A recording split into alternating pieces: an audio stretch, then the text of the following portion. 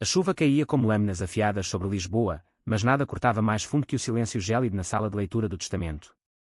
João, com apenas 22 anos, sentia o coração martelar contra as costelas enquanto o advogado, um homem de óculos grossos e voz trêmula, desdobrava o envelope amarelado. Seus tios, sentados como sentinelas de pedra, trocavam olhares que prometiam julgamento, o mesmo julgamento que os levara a expulsá-lo de casa aos 18, quando descobriram sua orientação sexual e o rotularam de aberração da família. Mas ali, naquele instante, o destino virava a página com uma ferocidade que ninguém previra. Ao meu sobrinho João, herde não apenas a vila escondida nas colinas de Sintra, mas o segredo que meu irmão, seu pai, carregou até o túmulo, uma herança de amor proibido que mudará tudo. João piscou, o ar rarefeito da sala advocatícia encheado tornando-se sufocante. A vila em Sintra. Ele mal se lembrava de visitas esporádicas na infância, quando o pai o levava para passeios entre os palácios de contos de fadas, sussurrando histórias de amores eternos que transcendiam o tempo. Seus tios, o tio Manuel com sua barba grisalha e olhos estreitos, e a tia Isabel com os lábios apertados em desaprovação eterna, explodiram em protestos. Isso é um erro. Ele não merece nada. Um invertido como ele, manchando o nome da família, gritou Manuel, batendo o punho na mesa de mogno polido. O advogado ergueu a mão, impassível. O testamento é irrevogável. Seu pai, Sr. João, deixou instruções claras. A chave da vila está com você agora, e dentro dela, documentos que revelarão a verdade sobre nossa linhagem. João sentiu um frio percorrer a espinha, não de medo, mas de uma curiosidade voraz que o impulsionava para frente, como se o passado de repente ganhasse vida e o arrastasse para um abismo de revelações. Enquanto saía para a rua molhada, o guarda-chuva esquecido na pressa, João apertou a pasta de couro que o advogado lhe entregara, uma relíquia com o brasão da família, contendo a chave de ferro ornamentada e uma carta selada. Seus tios o seguiram até a porta do edifício neoclássico, as vozes ecoando como trovões. Você vai se arrepender, menino. Essa vila é amaldiçoada por segredos que não são para os fracos como você. Isabel cuspiu as palavras, mas João não se virou. Pela primeira vez em anos de rejeição, desde o dia em que encontraram mensagens no seu telefone para um namorado secreto na escola, e o jogaram na rua com uma mala e 20 euros, ele sentiu uma faísca de poder. Caminhando pelas calçadas escorregadias de Lisboa, o Tejo rugindo ao fundo como um aliado distante, ele pegou o bonde 28 para Sintra, o coração acelerado não só pela herança, mas pela promessa de desvendar o que seu pai escondera, um amor que, talvez, espelhasse o seu próprio. A viagem de trem de Lisboa a Sintra era um ritual que João adorava desde criança, mas daquela vez, o cenário das montanhas cobertas de névoa parecia carregado de presságios. Ele releu a carta do pai no assento gasto. Meu filho, se você está lendo isso, eu parti. A vila guarda mais que paredes de pedra, ela guarda corações partidos e reunidos. Vá lá, e encontre o que eu não pude dizer em vida, que o amor verdadeiro não se curva a julgamentos. Seu pai, que sempre te amou. Lágrimas embaçaram a janela enquanto o trem chacoalhava, e João pensou em Miguel, o único amigo que restara após a rejeição familiar, um rapaz de olhos verdes e riso contagiante que trabalhava como guia turístico em Alfama, e que, secretamente, acendia em João uma chama de afeto não dito. Eles se conheceram em uma manifestação pelos direitos LGBTQ+, no Rossio, 2 anos antes, compartilhando cartazes e abraços solidários sob a bandeira arco-íris. Miguel era hétero, ou assim dizia, mas seus toques casuais e olhares demorados sugeriam camadas mais profundas, inexploradas. Chegando a Sintra ao entardecer, o ar fresco das colinas o envolveu como um bálsamo. A vila, chamada Quinta do Segredo, erguia-se no fim de um caminho sinuoso ladeado por eucaliptos gigantes, suas torres de azulejos azuis reluzindo sob o sol poente. A chave girou na fechadura com um clique que ecoou como um suspiro aliviado. Dentro, o cheiro de lavanda seca e madeira antiga o saudou, misturado a poeira de anos esquecidos. João acendeu as luzes de candelabro, revelando salões amplos com tapeçarias desbotadas de cenas mitológicas, amores entre deuses e mortais, todos entrelaçados em poses de paixão desafiadora. Ele subiu as escadas rangentes até o escritório do pai, onde uma escrivaninha de carvalho aguardava, sobre ela uma caixa de ébano trancada. Com mãos trêmulas, ele abriu a caixa.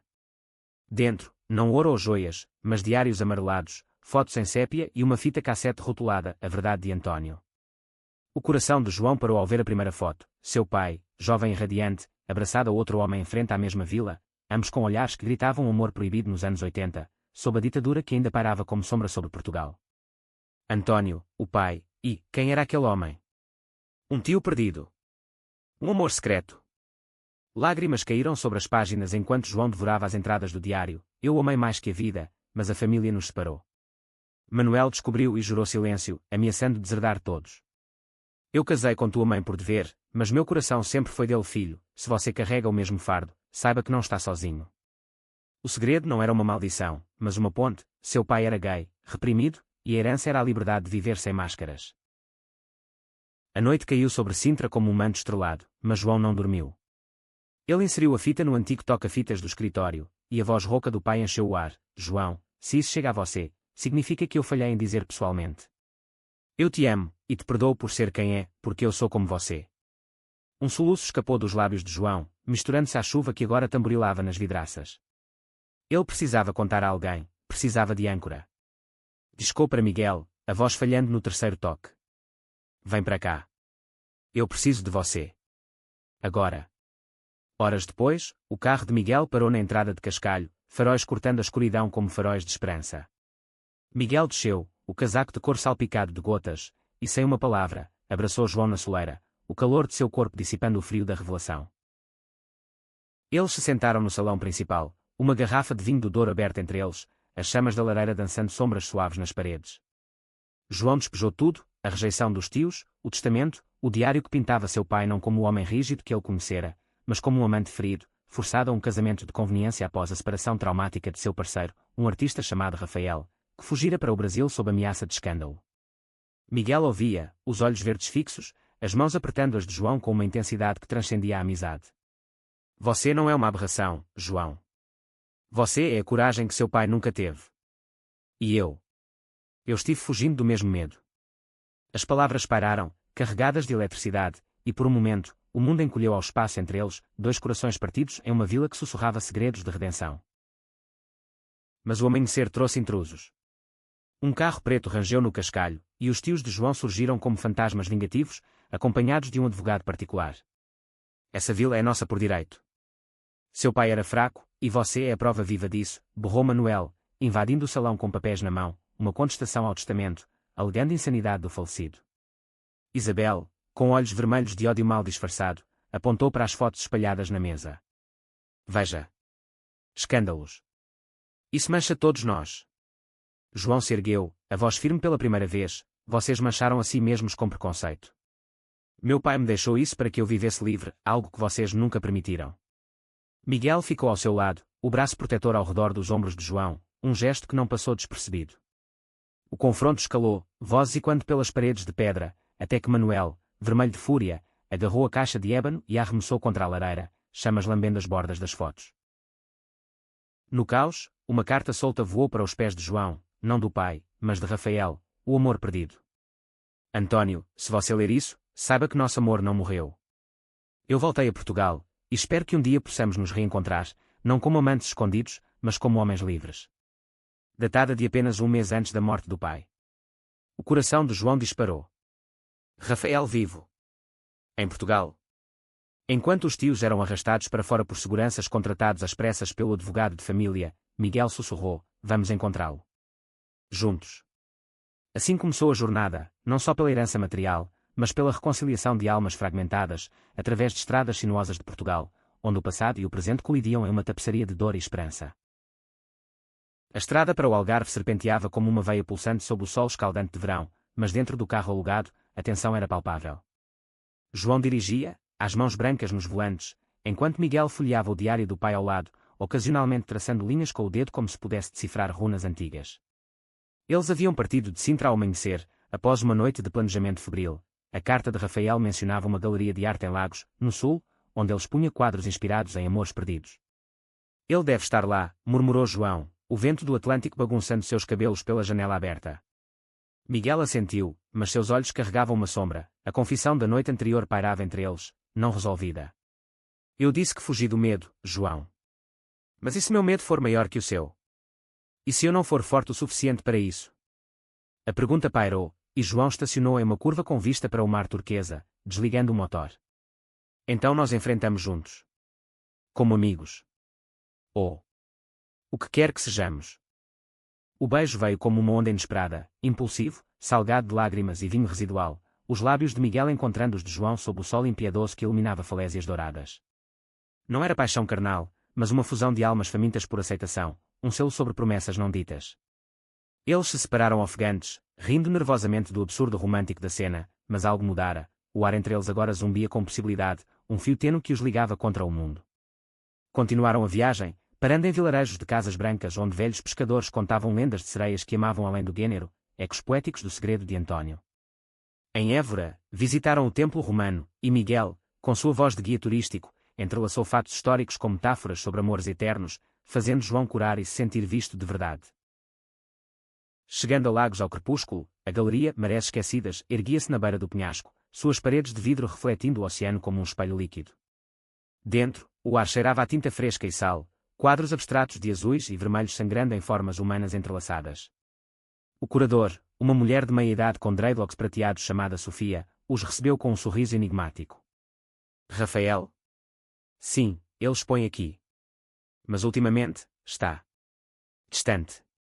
Problemas familiares, acho. Ela os levou a uma sala nos fundos, onde um homem de 60 anos, com cabelos grisalhos e olhos que ecoavam os de António nas fotos, pintava furiosamente uma tela de um casal separado por uma tempestade. Rafael ergueu o olhar, pincel caindo, e o tempo parou. Você é o filho dele. Os olhos. Meu Deus. O reencontro foi um turbilhão de emoções, abraços trêmulos, lágrimas que lavavam décadas de dor. Rafael, exilado no Brasil após o escândalo, retornara secretamente para reconectar-se com António, mas chegara tarde demais. Eu o amei todos esses anos, confessou, voz rouca como a fita cassete. E agora, saber que nosso filho espiritual carrega o mesmo fogo. É como um milagre. Ele mostrou a João desenhos antigos, esboços de António jovem, rindo em praias desertas, e cartas que nunca foram enviadas, cheias de saudades que cortavam como facas. Miguel observava em silêncio, sua mão na de João uma âncora constante, mas uma pontada de ciúme roía, como competir com um fantasma tão vívido. À noite, em um restaurante à beira-mar com frutos do mar fumegantes e fado ao fundo, Rafael compartilhou histórias, como ele e António se conheceram em uma manifestação estudantil nos anos 70, contra a ditadura de Salazar, onde o amor floresceu em meio a gritos por liberdade. Nós éramos revolucionários no coração e no corpo, disse, os olhos distantes. Mas a família. A família esmaga sonhos. Enquanto isso, em Lisboa, os tios tramavam. Manuel, bebendo uísque em um clube particular no Bairro Alto, contatava advogados corruptos para anular o testamento, alegando fraude. Aquele garoto vai pagar por arruinar nossa reputação, rosnava para Isabel, que assentia, mas em segredo lutava com dúvidas, memórias de um irmão mais novo, António, que sempre fora gentil com ela, contrastando com o ódio que agora os consumia. Um telefonema interrompeu. Senhor Manuel, descobrimos algo na vila. Um cofre escondido. Pode mudar tudo. O tio sorriu sombriamente, ignorando o peso da própria hipocrisia, ele próprio, em juventude, escondera um flerte passageiro com um marinheiro em Porto, um segredo enterrado sob camadas de negação. De volta ao Algarve, João e Miguel caminhavam pela praia de Dona Ana ao amanhecer, pés afundando na areia úmida, o mar sussurrando segredos. Rafael me deu isso, disse João, entregando a Miguel um colar de conchas trançadas, símbolo de união em lendas portuguesas. Para nós. Seja o que for que isso signifique. Miguel hesitou, o sol nascente tingindo seu rosto de ouro, e então o beijou novamente, mais devagar, selando um pacto. Mas o idílio foi rompido por uma ligação de Sofia. Rafael sumiu. Deixou um bilhete, o passado me chama de volta. Diga a João que o amor vence, mas o preço é alto. Pânico apertou o peito de João, para onde Rafael fora. E o que mais a vila escondia? Eles retornaram a Sintra correndo, o carro devorando quilômetros de autoestrada A2 sob uma lua cheia que iluminava como um farol acusador. Na Quinta do Segredo, o cofre descoberto pelos tios, agora lacrado por eles com ordens judiciais, revelava-se no porão úmido, atrás de uma estante de livros empoeirados. Com a ajuda de um ferreiro local, João o abriu, coração na garganta. Dentro, não tesouros, mas documentos, certidões de casamento falsas, cartas de chantagem de Manuel contra António anos atrás, e, o golpe final, provas de que Isabel era, na verdade, lésbica, forçada a casar com Manuel por pressão familiar, um segredo que António guardara para protegê-la.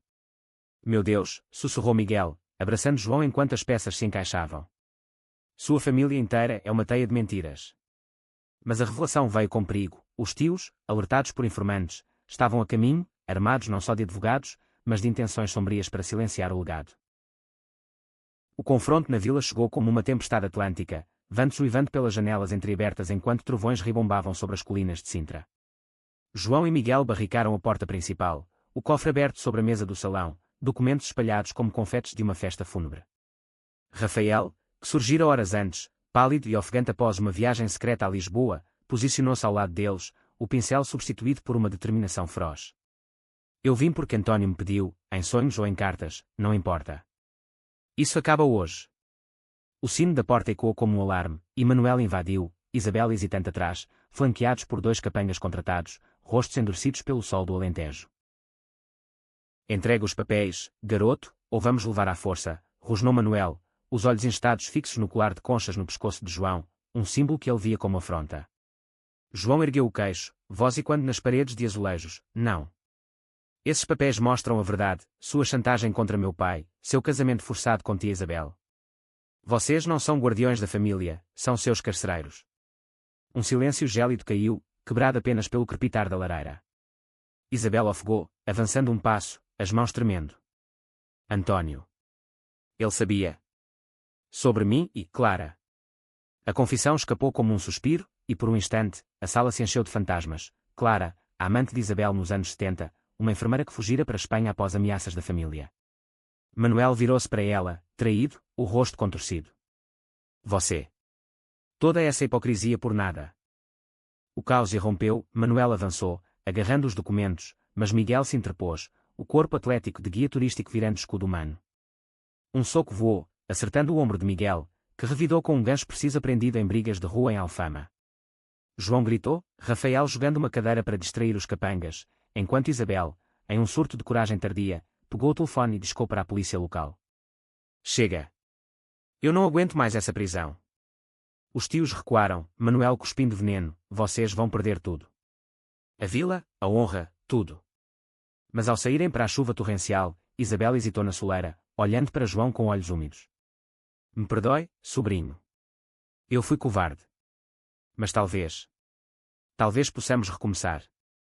A porta se fechou, deixando um eco de possibilidade no ar carregado.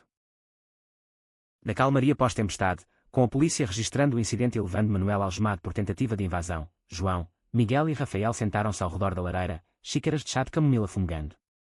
Rafael contou mais, como ele e António planejavam fugir para as ilhas dos Açores, uma vida simples de arte e amor, mas a doença de Clara, a parceira de Isabel, os prendera em uma rede de lealdades familiares. Seu pai sacrificou tudo por nós. Agora, é sua vez de honrar isso vivendo plenamente. Miguel, com um hematoma fluorescendo no queixo, apertou a mão de João. E eu? Eu disse que tinha medo, mas vendo você enfrentar isso. Meu medo parece pequeno. Eu te amo, João. Não como amigo. Como parceiro. As palavras foram um bálsamo, e João, pela primeira vez, permitiu-se acreditar, no amor, na família escolhida, na cura. Dias se passaram em uma névoa de burocracia, audiências judiciais em Lisboa, onde os documentos do cofre viraram munição para invalidar as contestações dos tios, revelando não só os segredos de António, mas os crimes de Manuel, extorsão, falsificação. Isabel, separando-se publicamente do marido, visitou a vila sozinha, trazendo uma caixa de fotos antigas de Clara, compartilhando histórias de um amor roubado pela ditadura e pelo medo social. Eu invejava seu pai, confessou, lágrimas traçando sulcos em seu rosto envelhecido. Ele pelo menos teve Rafael, mesmo que por pouco tempo. João a abraçou, o primeiro toque de afeto familiar em anos, e sussurrou, ainda há tempo para você, tia. Portugal mudou. Nós mudamos. Enquanto isso, a relação de João e Miguel florescia como as flores de jasmim nos jardins da vila, conversas profundas nas varandas ao luar, passeios de bicicleta pelas trilhas de Sintra onde contavam medos e sonhos. Miguel revelou sua própria luta. Crescido em uma família conservadora de Évora, ele datara mulheres para agradar, mas o ativismo LGBTQ+ o acordara para sua bissexualidade, um segredo guardado até João. Você me deu coragem, disse uma noite, deitados em uma manta sob as estrelas, mãos entrelaçadas. Mas o idílio foi testado por uma carta anônima, o segredo maior ainda está escondido. Procure no sótão da vila. Ou perca tudo. Assinada apenas com um amigo da verdade. Intrigados e temerosos, eles subiram ao sótão empoeirado, lanternas cortando teias de aranha grossas como véus de noiva. Ali, atrás de painéis falsos, encontraram uma mala de couro contendo fitas de vídeo antigas, datadas dos anos 90, gravações caseiras de António e Rafael em momentos íntimos de ternura, não explícitos, mas carregados de emoção crua, danças na cozinha ao som de fado, promessas sussurradas ao nascer do sol. Mas no fundo, um testamento secundário, escrito à mão por António, se Manuel contestar, a vila vai para uma fundação LGBTQ+ em Lisboa, a menos que João prove seu compromisso com o legado, casando-se com quem ama, publicamente. O choque foi elétrico, não uma armadilha, mas um desafio amoroso, forçando João a confrontar seu próprio medo de exposição. O peso do testamento secundário caiu sobre João como as névoas matinais de Sintra, densas e sufocantes. Ele e Miguel sentaram-se no jardim da vila, orvalho molhando a grama sob seus pés, enquanto Rafael preparava café forte na cozinha, dando espaço para o casal emergente. Casar. Publicamente. Em Portugal, sim, é legal desde 2010, mas... E se o mundo ainda julgar, murmurou João, o colar de conchas frio contra a pele. Miguel, com olhos determinados, pegou suas mãos. Então mostramos que o amor vence julgamentos. Seu pai queria isso, não por tradição, mas por liberdade. Eu digo sim, se você disser. O beijo que se seguiu foi doce, carregado de promessas, mas interrompido por sirenes distantes. Jornalistas, atraídos pelo escândalo familiar que vazara para a imprensa lisboeta, acampavam na entrada da vila, microfones erguidos como lanças. A mídia transformou a história em febre nacional. Herdeiro gay desafia família homofóbica em Sintra. Segredos de amor revelados, manchetes do Público e do Diário de Notícias ecoavam pelas ruas de Lisboa. João, relutante no spotlight, concedeu uma entrevista coletiva no jardim, Rafael ao seu lado como guardião silencioso, e Miguel segurando sua mão abertamente. Meu pai me ensinou que o amor não se esconde. Eu honrarei isso casando com o homem que amo, e transformando esta vila em um refúgio para quem sofre preconceito, como ele sofreu. A multidão de repórteres aplaudiu, mas entre eles, um rosto familiar, um jovem ativista chamado Pedro, de 25 anos, com tatuagens de arco-íris e um olhar penetrante, que se aproximou após a coletiva. Eu conheci seu pai nos anos 80, em uma reunião secreta em Alfama. Ele salvou minha vida uma vez, me ajudando a fugir de um pai abusivo. Deixe-me ajudar na fundação. Pedro tornou-se uma presença constante, trazendo energia jovem e contatos na comunidade LGBTQ+, de Porto e Faro. Ele era abertamente gay, com um passado de militância feroz, e sua amizade com João floresceu em discussões acaloradas sobre identidade e cura.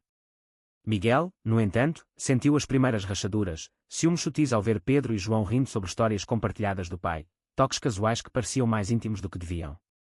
Ele é só um amigo, assegurou João uma noite, mas a semente da dúvida plantara-se, regada por noites de insônia onde Miguel questionava se era suficiente para um homem com um legado tão grandioso.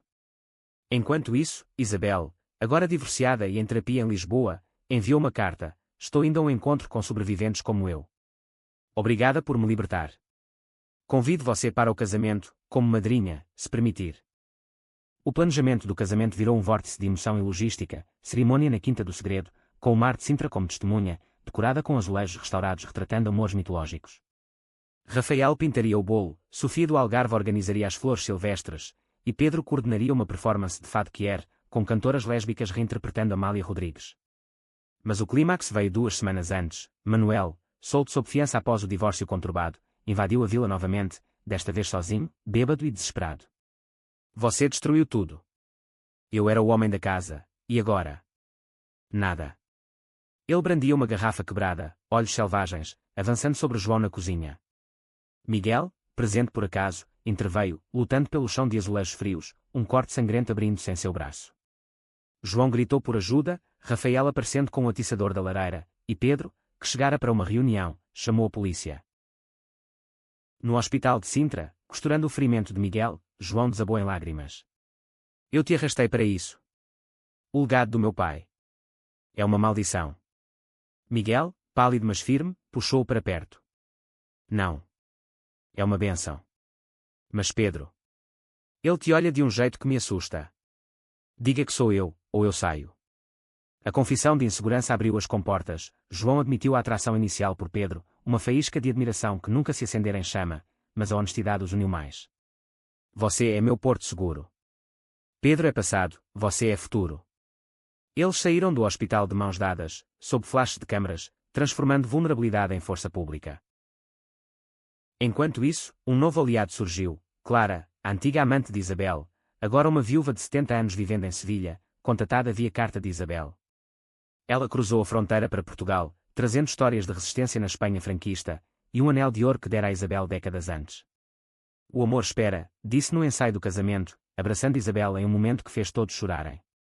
Mas o verdadeiro passo adiante veio quando Manuel, na prisão preventiva, enviou uma carta penitente: eu era como meu pai, um homem quebrado pelo medo. Perdoe-me, se puder. Não mereço a família, mas você sim. João leu em voz alta para o grupo reunido, e o silêncio foi quebrado por um suspiro coletivo de perdão possível. O dia do casamento amanheceu radiante sobre Sintra, o sol filtrando através de folhas de eucalipto como confetes dourados, banindo qualquer sombra de dúvida. A Quinta do Segredo, outrora prisão de segredos, pulsava com vida, guirlandas de oliveiras e lavanda adornavam os arcos, mesas cobertas de damasco com pratos de bacalhau à brás e pastéis de nata frescos. Convidados de toda Portugal, ativistas de Lisboa, artistas do Porto, sobreviventes de Faro, enchiam o jardim, uma tapeçaria humana de cores e histórias. João, em um terno branco simples com um lenço arco-íris no bolso, esperava no altar improvisado sob uma pérgola de videiras, o coração um tambor de ansiedade e alegria. Rafael, como padrinho, apertou seu ombro, seu pai estaria dançando agora. Miguel desceu o caminho de cascalho, olhos verdes brilhando, o braço de Pedro, não como rival, mas como amigo reconciliado após uma conversa franca na véspera, o escoltando. O celebrante, uma juíza lésbica de Setúbal conhecida por uniões igualitárias, iniciou com palavras que ecoavam o legado de António: hoje, não casamos dois homens, casamos dois espíritos livres, sendo o fio de amores passados em um futuro sem correntes. Votos foram trocados, João prometendo ser sua âncora nas tempestades da vida, Miguel jurando pintar nossos dias com coragem e riso, e o beijo selou tudo sob aplausos que rivalizavam com o canto dos pássaros. Isabel, radiante ao lado de Clara, enxugou lágrimas, enquanto Pedro ergueu um brinde: pelo amor que herda, não destrói. Mas o clímax da celebração veio ao anoitecer, com a performance de fado, uma voz grave cantando estranha forma de vida, mas reescrita com versos de aceitação quier, viola chorando notas de dor transmutada em triunfo. Então, o presente final de Rafael, uma tela gigante desvelada no salão, retratando não só João e Miguel, mas silhuetas de António e ele próprio, Isabel e Clara, todos entrelaçados em um círculo de luz, simbolizando a família encontrada. Lágrimas fluíram livremente, e João, no centro, sentiu o peso do passado se dissolver em gratidão. No entanto, um mensageiro chegou discretamente, uma carta de Manuel, lida em particular por João. Eu confessei tudo à polícia, a chantagem, os segredos. Liberto você da sombra. Viva por nós dois. Meses passaram, e a vila transformou-se na Fundação Amor Sem Correntes, um refúgio com oficinas de arte para jovens LGBTQ+ rejeitados, terapias gratuitas e exposições de histórias como a de António. João e Miguel gerenciavam juntos, equilibrando o turismo sustentável com ativismo, viagens de lua de mel pelas Ilhas da Madeira virando anedotas em jantares comunitários. Pedro fundou um capítulo em Porto, canalizando sua energia em mentoria, e encontrou seu próprio amor em um poeta local. Isabel e Clara se mudaram para uma casinha em Cascais, plantando um jardim de memórias, visitas à vila tornando-se rotina de risos e vinho. Um ano após o casamento, em uma noite de outono chuvosa, João descobriu o último segredo, no sótão, uma carta inacabada de António, endereçada a ele. Filho, se você encontrou amor, saiba que eu o encontrei em você. Seja feliz, é o maior testamento. Ele leu para Miguel à lareira, e juntos, choraram e riram, o ciclo completo. Portugal, com suas colinas eternas e mares infinitos, testemunhava mais uma história de redenção, onde rejeição virara herança, e segredos, pontes para o coração. Mas a vida, como o Tejo, fluía com curvas inesperadas. 2 anos depois, durante uma exposição na Fundação, um jovem de 18 anos, fugido de uma família no interior, chegou à porta, olhos assustados, mas esperançosos. Ouvi sobre o garoto gay que herdou um segredo. Eu sou como ele. João sorriu, estendendo a mão. Então bem-vindo à família. Aqui, segredos viram forças. E assim, o legado continuava, onda após onda, em uma nação que aprendera a abraçar seus filhos de todos os amores. Anos fluíram como o vinho do Douro envelhecido, e a Quinta do Segredo tornou-se farol para dezenas de almas perdidas. João e Miguel, agora pais adotivos de um menino de 7 anos chamado Tomás, um órfão de Faro com olhos curiosos e um talento precoce para desenhar, equilibravam a fundação com a paternidade caótica e amorosa. Tomás, com sua inocência, questionava o mundo sem filtros, porque as pessoas têm medo do amor, papai. João, ajoelhado no jardim, respondia com histórias de António, transformando lições em contos de fadas portugueses. Miguel, cozinhando bolinhos de bacalhau na cozinha, adicionava toques de humor, porque alguns corações são como azulejos rachados, precisam de tempo para remendar. A fundação prosperava, parcerias com a ILGA Portugal traziam workshops sobre identidade, e exposições itinerantes levavam as pinturas de Rafael a galerias de Lisboa e Porto. Isabel, agora avó orgulhosa de Tomás, visitava semanalmente com Clara, trazendo doces de pastelaria e lições de tricô, sua transformação de tia distante em pilar familiar um testemunho vivo de cura. Pedro, casado e pai de gêmeos, coordenava eventos nacionais, sua tatuagem de arco-íris agora acompanhada de uma de videira, simbolizando raízes entrelaçadas. Até Manuel, após anos de prisão e terapia obrigatória, escreveu pedindo visitas, um homem quebrado, mas remendado, buscando perdão em cartas hesitantes. Um conflito inesperado surgiu quando a Fundação enfrentou a oposição local. Um grupo conservador de Sintra, liderado por ex-aliados de Manuel, protestava contra a propagação de agendas estrangeiras, apesar de raízes profundas portuguesas. Panfletos choviam nas ruas, acusando João de vender a herança familiar por modismos. O estresse corroeu noites de sono, e Miguel, em um raro momento de fraqueza, sugeriu: talvez devêssemos vender a vila, nos mudarmos para Lisboa. Por Tomás. João, ferido pela sugestão, retrucou: fugir. Como meu pai fugiu. Não. Nós lutamos. A briga escalou para silêncios gelados, Tomás sentindo a tensão e desenhando casais de mãos dadas sob nuvens de chuva. O ponto de virada veio em uma assembleia pública na Praça de Sintra, sob o olhar imponente do Palácio da Pena. João subiu ao palanque, voz firme apesar do tremor: esta terra é de amores antigos, de rainhas lésbicas nas cortes medievais, de poetas que cantavam paixões sem gênero. Meu pai escondeu seu coração por medo de vocês, mas eu não. A vila não é minha, é de todos que ousam amar. A multidão, mista de apoiadores e opositores, silenciou, e então aplaudiu. Uma velha senhora, avó de um ativista, gritou: meu neto é como você, rapaz. Obrigada.